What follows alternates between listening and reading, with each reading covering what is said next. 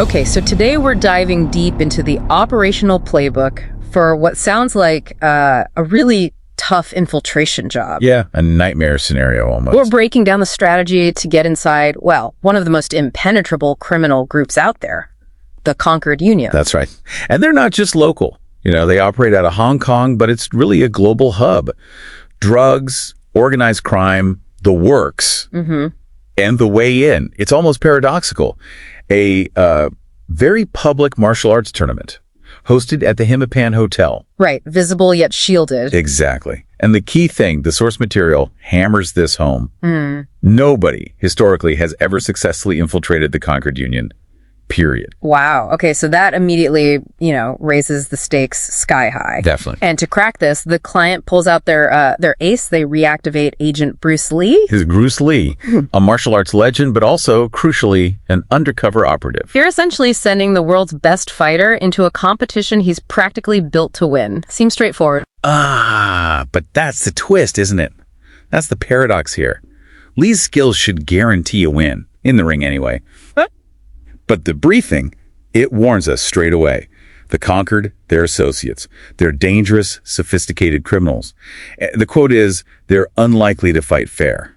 Okay, so the fighting isn't the real game. Exactly. The tournament isn't really about finding the best fighter. Yeah. It's more like a filter, a really elaborate, high-stakes filtering mechanism. So if his incredible skill is maybe even a liability outside the ring, what's the actual mission focus in the briefing? Well, it shifts completely. It's not about Lee winning fights. Right. The mission specifically is to identify and neutralize any external threats targeting Lee.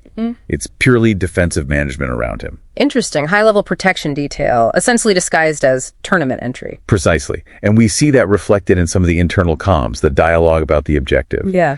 There's this one line, someone says, if I can reach the final and win, our dragon should come out of his cave. So the win is bait. Pure bait.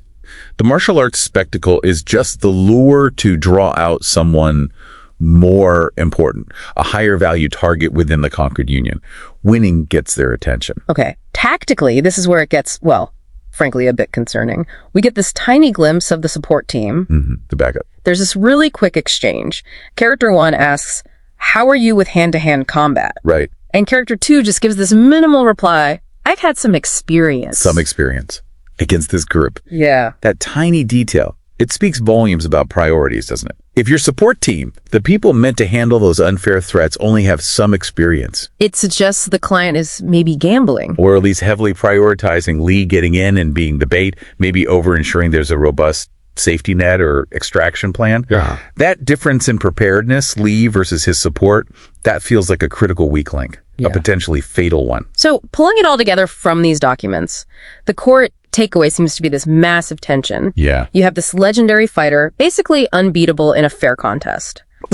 Up against a global criminal organization that absolutely will not fight fair. They ignore all the rules. Attention isn't about if Lee can win the fights. It's about navigating the inevitable betrayal and underhanded tactics, the certainty of it. Right. It's not a sports movie. It's an espionage thriller where the main weapon is cheating. Exactly. So since the threat assessment points so clearly toward, non-combat stuff, unfair fighting, the question we want to leave you, the listener, with is this.